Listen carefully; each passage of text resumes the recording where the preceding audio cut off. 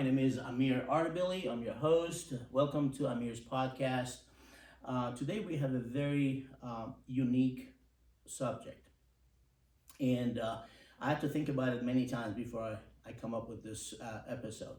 And so it would be called Women Empowerment, and that's what we want to talk about. That's why I have four of the best, most wonderful people that I know myself personally for many, many years. With me, a panel of four women. They're going to kick my butt if I say anything wrong, so I got to behave very carefully. They're all kickboxers and martial artists.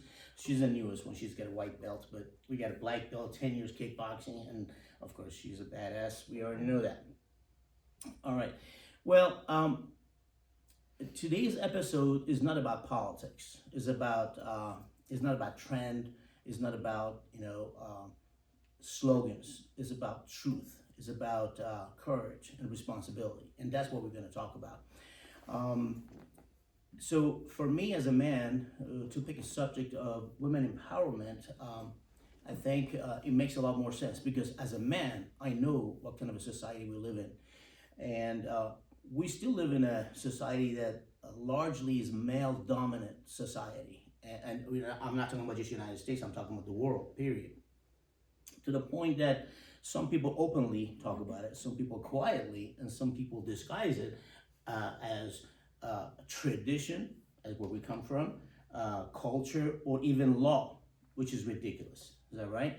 So, but what I really think women empowerment means is not about weakening man. It's about equality. It's about being able to work just as hard as anyone and get the same results rather than having to work twice as hard to get what a male or a man could get in society. And that is the truth. Some guy's probably going to send me some hate mail. That's fine. You can meet me in my ring at the academy. Or you can be man enough to accept the fact that we live in a very, very dominant male-dominant society, which is not good with me. I don't like that. I am married to a wonderful woman. My wife is very much in charge and disciplined and very, very much independent when it comes to her thoughts and beliefs and what she wants. And so we have a great understanding between two of us. What are my responsibilities? What is her responsibility? And we work together. There's no such a thing. I'm the boss. She's the boss. So this is what we want to talk about. So I want to also talk about the role of martial arts. Why I think, as someone who's been coaching for over 40 years or so, 41 years soon to be, the women that know their self-worth, they talk differently.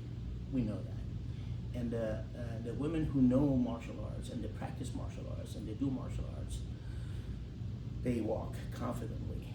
And and that is extremely important. So that is something also I want to talk about and go and discuss that as well. So today I'm very honored to be sitting with you four beautiful ladies, wonderful friends. Kelly and I have known each other for 10 years. This January will be 10th anniversary. 10 years, yes. And of course, Kelly with I know each other for almost all her life. And of course, Zainab, I got a chance to meet her last year, a very dear friend. And of course, Ali, I have a long history with your family. I trained your father. Now I get a chance to train you, which is a great pleasure and honor for me. So thank you again for being with us. We're going to start with you, Kelly, and I want you to tell us your definition of women empowerment. And if there's anything that I said that you think was wrong, please correct me. Okay. So I loved everything you said, and I appreciate being here, so thank you for inviting me. Yeah. I have to say that my experience as a woman in this world, the 20th century, I was born in the 60s, so I've endured the late 20th century, now the 21st century, is that I think the biggest mistake women made was demanding equality to men. Because our gifts, it's not that I don't believe in equal work, equal pay, and those type of standards, but our gifts, what we bring to the table, our evolutionary intuitive nature, the capacity for us to bear children, just the fact that we are female gives us a different strength, a different skill set than men. Absolutely.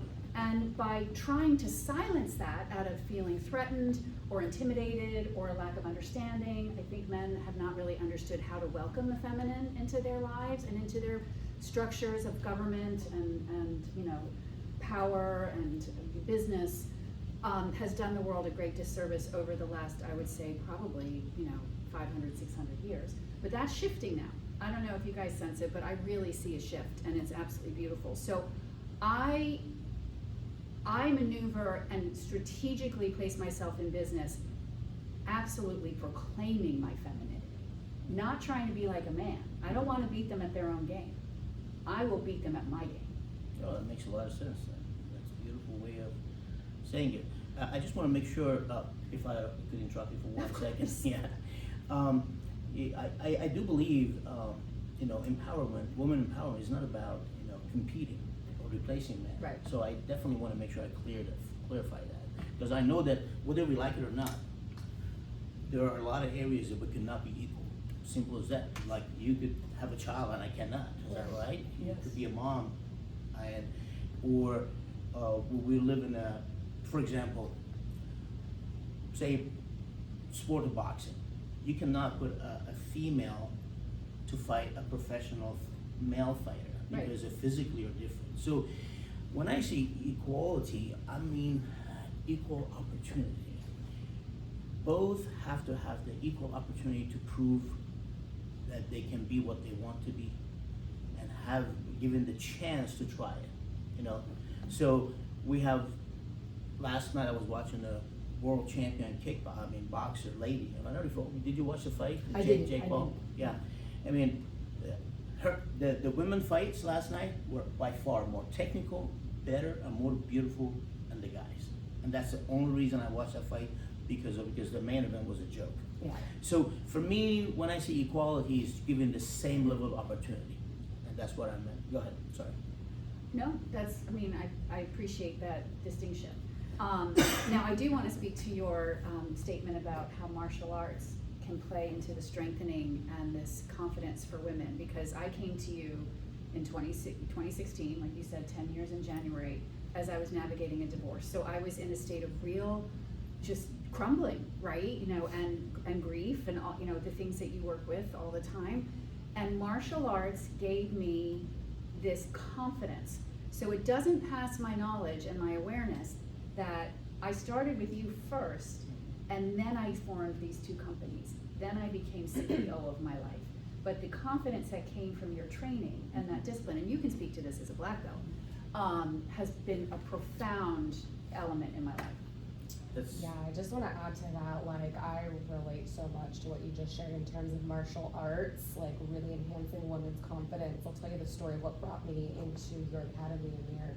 There was a situation where I was downtown getting lunch with a girlfriend of mine, and some man came and approached us, tried to hit on us, and then, me, I have strong boundaries, I set the boundary, and, just politely asked the man, like, hey, I'm here just trying to enjoy lunch with my friends, like, we're not interested. He proceeds to go off on me. I thought he was about to attack me. He didn't, but I was thinking, like, I really need some skills to be able to back up my strong boundaries. Not that I ever think that I could beat up a man, like, it's not, I don't think sexist to say that, like, there are biological differences, but like with some skills to be able to at least like run away, or something. And so I've noticed such a sharp increase in my own confidence, just the way that I carry myself in public. Yeah. And so, I just wanted to piggyback off of what you shared. The biological differences makes a difference when you're in a sanctioned fight. Yep. Not when it comes to street fight. In the street fight, all about wisdom and mindset. And I'm sure you could attest to that as a martial artist. I've seen women knock big guys out in a street fight when there is no rules. Because when there is elements of surprise, when there is then it creates an element of unknown. And unknown creates the same equal opportunity to knock somebody out when they have no idea what's happening. Like, if you're gonna move, if you're gonna get out of this room, a car is gonna hit you, you're not gonna leave. Is that right? You stay here. So we don't know what happens the next second. So I'm glad that you have that confidence now that you could take care of yourself. It doesn't matter who the person is. Because if that was the case, even I as a man would be in the wrong business because I'm a small guy. you know. So no, what makes it easy when it comes to martial arts, it really gives you that the power and the mindset and psychology of combat that you know you could take charge of your life at any given second, whether it's a fight or a self-survival situation or a business or anything. It has been has done wonders for me and a lot of my students. Let's go back to some of the backgrounds we have here because I want Sure. to talk about that. I know that you come from Eastern European background. You're Serbian. Your family is Serbian. Yes, that's is that correct.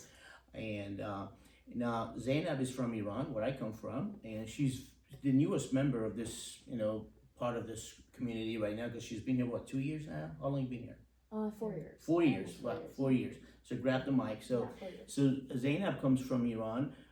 She was raised with in a very lovely, wonderful family, educated family, but still doesn't change the fact that she grew up in a country that is still under dictatorship, ayatollahs, and women absolutely have no right whatsoever, very little, and that's why they've been fighting for years, and unfortunately, that they have killed so many of the young women, that they protest or talk about or against the government, or not even so much about the against the government, just they try to talk about their own rights, having a right to go to school, go to college, some of the most basic things that we have in the United States that we take for granted. In Iran, we don't.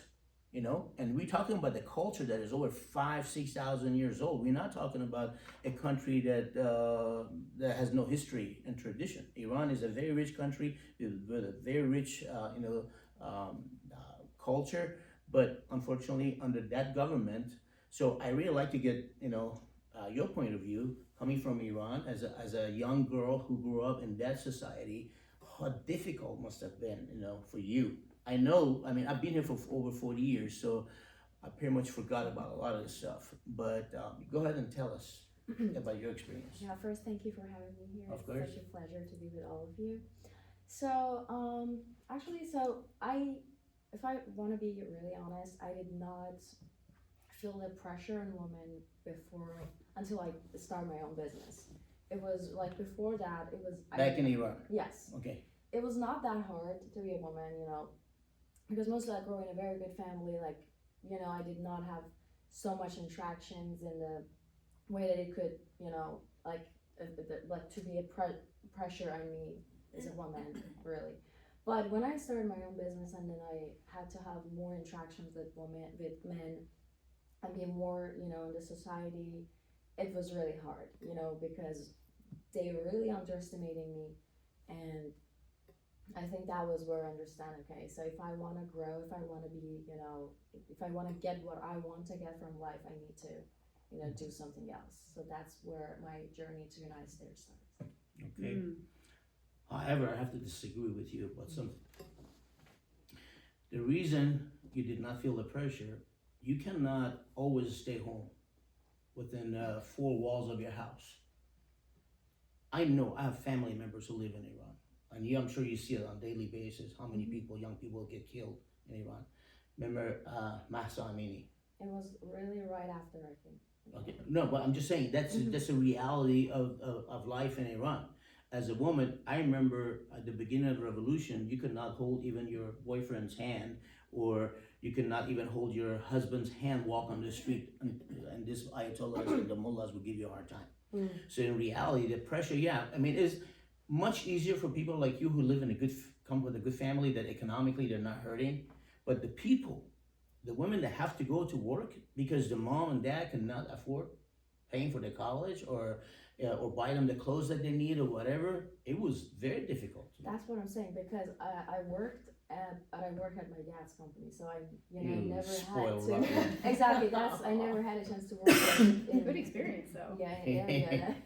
But you do agree that the problems we have in Iran. Yeah, Okay, but I'm okay. saying I did not experience it before that. I'll make sure Ayatollah Khamenei doesn't see this segment. Don't worry about it. I'm curious, what was your experience of trying to navigate your own business in Iran versus now navigating your business in America? Yeah.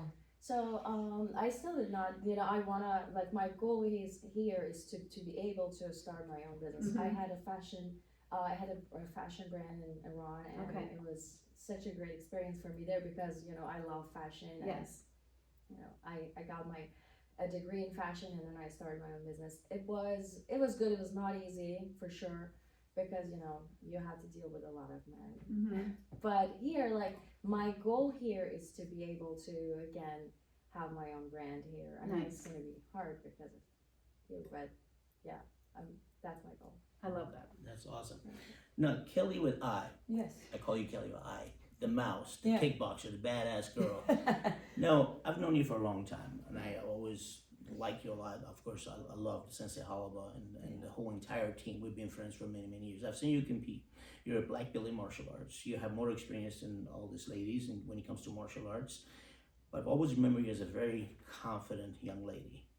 And now that I hear that you're a motivational speaker, I'm not surprised. Yeah. I'm not really surprised.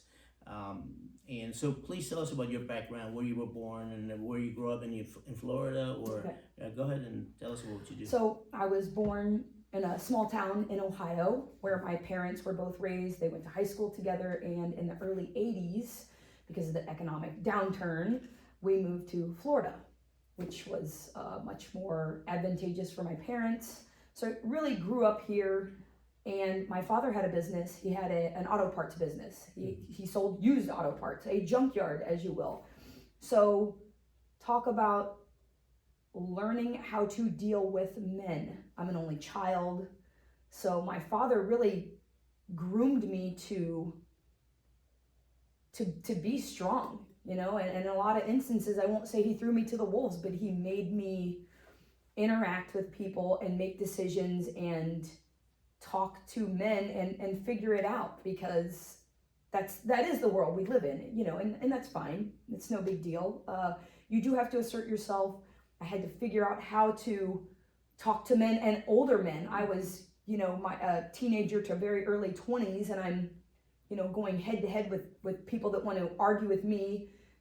Didn't agree that maybe I knew the automotive or the parts or whatever I was talking about. And you do have to have some backbone, and you better assert yourself without being rude, but let them know this is what it is, this is how it is, and I'm here representing this company. And so getting into martial arts was great. I started right out of high school. I did enjoy it. Great camaraderie. It was a smaller school. I love those guys, and I'm still close with Eric, Josh. I loved Great group. Larry. Yeah. And Sensei Mike. I still see him. I was there last night training. He's one of the greatest coaches. Yeah, 28 years in April. Absolutely. Wow. He's That's one of the unbelievable. original coaches of the Battle of Sample Bay. Brought Eric Marshall and Josh Escher. Yeah. That's great. Kelly, I have a question for you. Being that you're an independent businesswoman, have you ever faced really any challenges? I know, because you are such a confident person, and I know how you are, and I've known you for a long time. But seriously, have you ever faced any challenges in business that you thought has to do being a woman?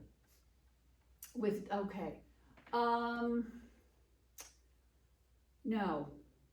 I like that. Yeah, no. I mean, there's some situations that I could frame as a challenge if I wanted to, I suppose, but I don't frame it that way. I don't think of it that way. I don't approach it that way. Like, it was an opportunity for me to actually, prove my worth and dig deep within myself and feel that confidence, find that voice. It's when you're young and you're like becoming, it's that finding that voice is so important. And that was the gift of men that showed up on my path to kind of maybe question my merit, to question my, qualifications, to, question whether I was the right person for that role.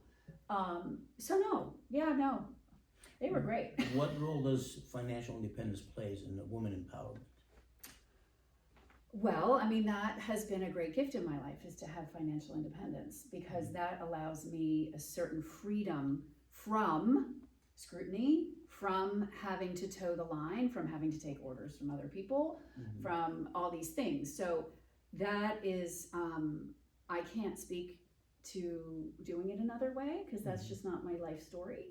But I know till the day I die that was the gift that keeps on giving and allows me that independence. I like that. Same question for you, Zainab. Financial independence. Do you think that plays a big role in women's empowerment? Oh, absolutely. One thing that I learned from my mom and my both parents taught me is that you really need to be independent, and you should never even. It should not be a case for you to even get married before you know that you are not like completely, but you are independent enough to be. If anything happens in your life, you're able to take care of yourself. Mhm. Yeah, and my mom was working, has been working in her life. And I started actually working when I was 18, although like I didn't need, but I asked my dad like, I want to work, and he was like, you really want to go to work after high school? And I was like, yes, and I was, and I taught English for 2 years, and then I worked in my dad's company, and then after that, I started my own business, and all of them was really great experience, and not like, it was important for me that, at the end I think about, okay, I am independent financially. And That's awesome. Can I borrow some money from you? So, my friend Ali, as a therapist, as someone that you deal with people on a regular basis, have you ever faced a situation that had to do with, mental abuse from a man to a woman? Or have you ever had a situation that you have to teach a female client about empowerment and trying to give them the ability to have the confidence? I mean, from the therapist point of view, maybe you could explain that.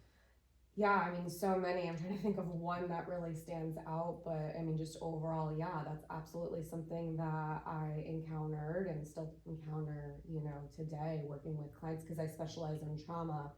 And so that can range from, relational trauma, like psychological abuse, of course, physical, and unfortunately sexual abuse, unfortunately, a lot of that does happen from, men. And so, it's really tough, but for me, it's like empowerment is resilience, and it's not like dismissing, the pain that has been caused, but learning not to just let that define you and to achieve kind of like a separation from that. And just like the strength and confidence to continue to move forward. And so, I specialize in accelerated resolution therapy that helps trauma survivors resolve a singular traumatic event in one session. I know that sounds crazy, but it's evidence-based. It's very, very effective. And to just be able to be there with the client and help them overcome like one of the most horrific memories of their lives, and they come out with so much confidence and clarity after that session, it's just so beautiful to see, and I'm just like so privileged to be a part of that. That's amazing. Yeah. Amazing. Yeah, thank you. Fantastic. Kelly the mouse with I. Yeah. Yes. Yes. My friend, I got a question because you're a black belt. Yeah. As achieving a black belt is a big deal in martial arts. We know because it takes years of training and hard work. Has it ever? I mean, have you ever had to think about if you didn't have a black belt or you did not do martial arts, your life would be different? Or do you think having a black belt and being a martial artist has played a big role in your life? Absolutely. In the way you feel about yourself and the way you walk, the way you carry yourself? Yes, absolutely. I mean, just over the period of almost 28 years, you're obviously teaching classes as you move up. That takes confidence because you have to know what you're teaching, what you're conveying to your students. The voice, having that prominent, loud voice. But getting my black belt was the single most important thing that I have ever done because it's the basis for everything you can do. I know that if I could do that and I could go through, I trained for 7.5 months straight. I mean, after being in it for years. Just to take the test? Yes, 5-6 days a week. Wow. At least 2 hours a night. And you know how Sensei Mike trains. It's no joke. And all eyes were on me. Some days 2 days a week as it got closer. And then the test was 8.5 hours. I had to be so mentally focused and strong, much like going into the ring. If you don't know it here, you don't have it here. And that told me you can do anything, Kelly. You know, once I had that belt, I thought this, you will utilize this as the same roadmap over and over again. Success is just a recipe. If you have created it in your life here, you can do the same thing over here. You know that. We all know that. Each of us is successful in our own rights. If you can see it, you can do it. And you hear that a lot of times, but if you don't have a mental picture in your head of where you want to go, you're not going to get there. And what you tell yourself every day, and in a way, it's what you tell other people. What are you saying out loud? That has such a profound effect on your subconscious mind and how you feel about yourself and how others feel about you. So it was the catalyst to show myself, Kelly, this is, if I can get a black belt, here, I can do anything. So Absolutely. I mean, I'm a big believer of that.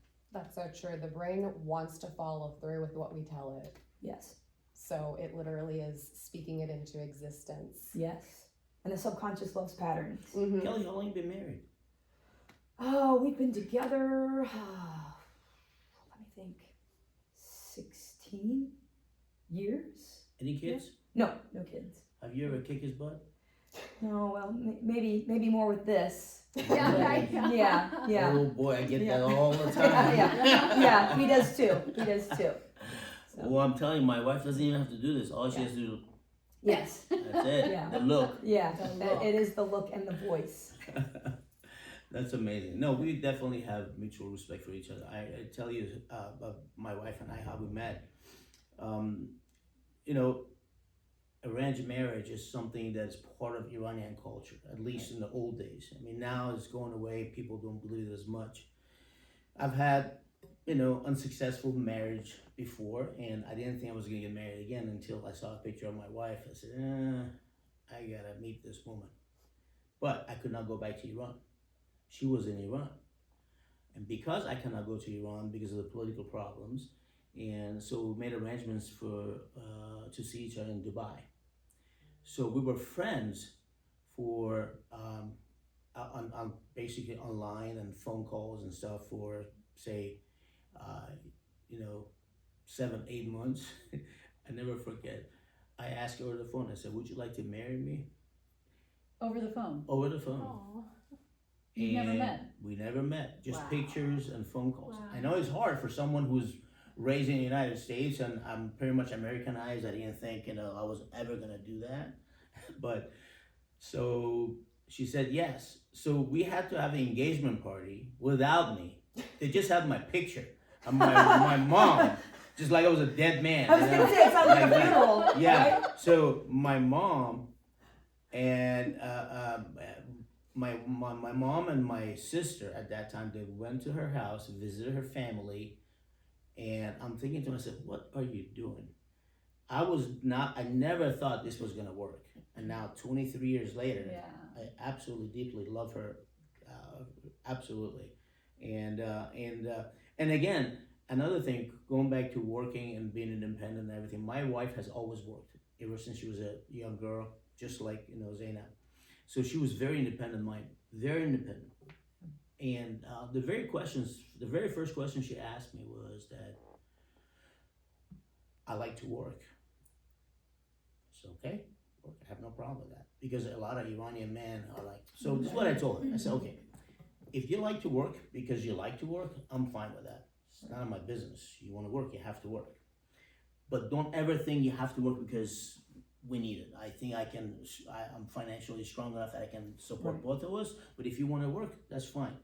Because of that, my wife has every freaking license you imagine you could have as a woman. You name it, from skin estheticians to the nail specialist. She has a bachelor's degree in literature. Not that you can make any money from that anyway, but I'm telling you, she does it now. She's producing the sauce that she got just approved by FDA. You got It's the sauce. amazing. She loves business, and she loves being just to feel that, just the idea of feeling independent. Yeah, even she's- though if she doesn't make money from it right now, she has huge dreams, and I love that about her. So anything she does, I follow. I absolutely support it, with all my heart, and I wouldn't dare not support it. Yeah, right. So right.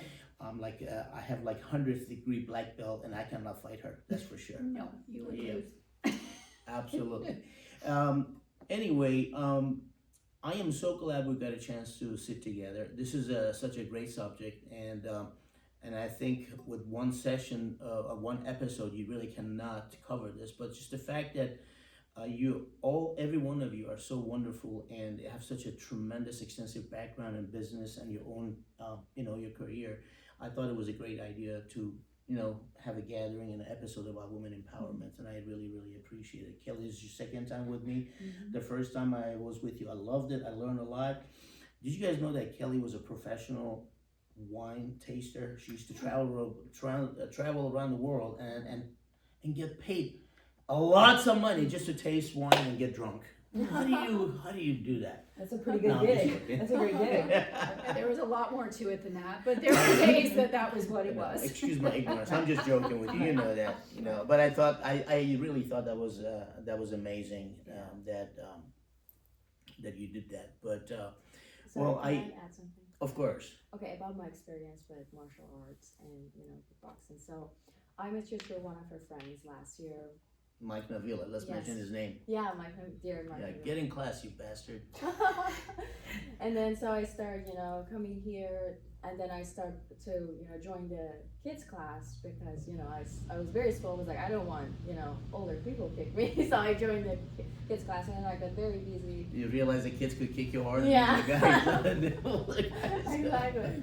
And then, I got very busy. I couldn't, participate to the classes like constantly. But I literally came here like every week, at least one time, because the feeling that is here is amazing. Like I came to you so many, like even last 2 weeks ago, I was like, I have a really mental breakdown. So and then I come here and talk to Amir. He always give me strength and remember how strong I am, how powerful. Being here with everything that I'm experiencing, different culture, different language, everything is really hard. Like it does not look hard when you're like someone that you're not experiencing, but it's really hard, and you really need to be very resilient, very strong.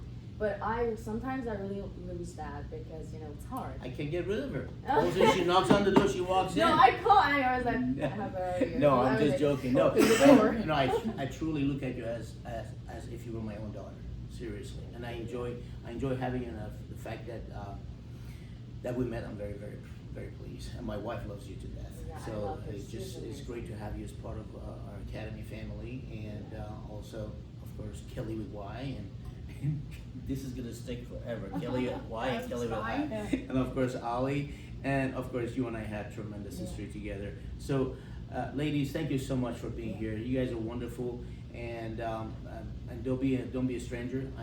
That was my second show with you, and this is the third show. Wow. You're the champion of this group. Third show. One with your dad, one by yourself, and one with women empowerment. Yeah. So listen up, guys. Do not mess with this, ladies. Not only they could mentally disable you, they could physically kick your ass, especially that one. All right. So thank you so much for joining us. You all have a wonderful Christmas. Happy holidays, Happy New Year. I'm sure I will see you. If I don't see you, I probably won't see you, but I wish you Merry Christmas. Yeah, and actually, Happy holidays. I'd like to come back or come to class Absolutely, and see you absolutely. guys. Come over here and do some sparring with her. Yeah. Yeah. Yeah. And please go on our Facebook channel. Not Facebook, YouTube channel. Amir Academy Martial Arts. Amir Academy YouTube, and subscribe to our channel. I really appreciate it. You could also listen to us on Spotify. And until then, have a wonderful weekend. Happy holidays. You too. See you next year. Bye.